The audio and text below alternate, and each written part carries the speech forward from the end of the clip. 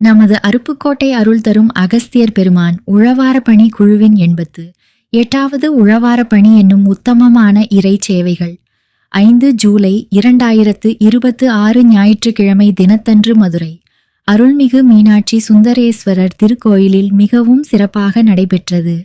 நமது அருப்புக்கோட்டை அருள் தரும் அகஸ்தியர் பெருமான் உழவார பணி குழுவினர் மற்றும் நமது குழுவின் தூத்துக்குடி கிளை குழுவினர் மற்றும் விருதுநகர் சொக்கர் மீனாட்சி உழவார பணி குழுவினர் இணைந்து மேற்கொண்ட உழவார பணி என்னும் உத்தமமான